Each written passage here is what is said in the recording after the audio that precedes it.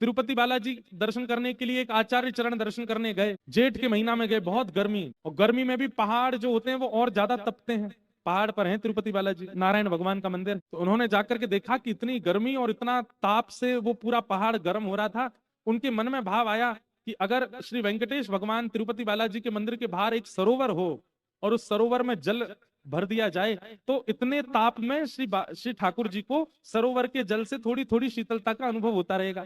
कभी कभी ठाकुर जी नौका विहार करने, जल क्रीड़ा करने बाहर आ जाएंगे। अब आचार्य चरण, उस समय इतने लोग तो थे नहीं, स्वयं गए और जाकर के फावड़ा उठा करके एक स्थान को खोदने लगे। उनके साथ में उनकी पत्नी थी। पत्नी सगर्भा थी, गर्भ में बालक। पत्नी को कहते, देखो देवी, तुम्हारे गर्भ में संतान है, पर हमको ये सेवा ठाकुर जी की करनी है। मिट्टी निकालते और एक परात में भरते, पत्नी के सिर पर रखते, बोले धीरे धीरे जाओ, दूर वहां फेंक करके आना।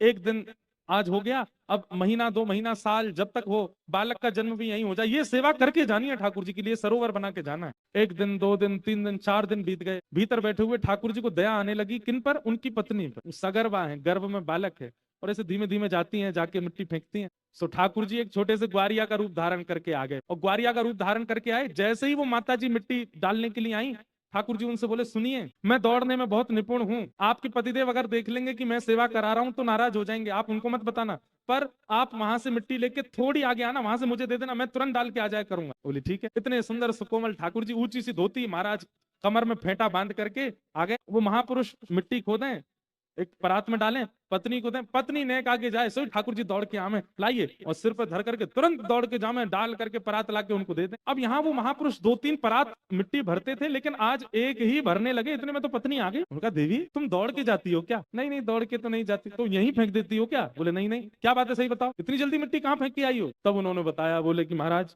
एक छोटा सा बालक है, वो आता है दौड़ करके, मेरे हाथ से परात लेके भाग के फेंक के तुरंत आ जाता है। छोटा बालक, यहाँ कहाँ से वन में आया कोई बालक? बोले पता नहीं, 4-5 दिन से वही सेवा करवा रहा है। अच्छा, हमें दिखाना। आप जैसे ही गए और जाकर के परात लेकर के जाने, तुरंत आगे से दौड़ते हुए आते, देखा वो आचार्य चरण इतने ज्ञानी थे, इतने भक्त थे, देखते ही रूप माधुरी देखते ही पहचान गई, ये तो कोई और नहीं, साक्षात ठाकुर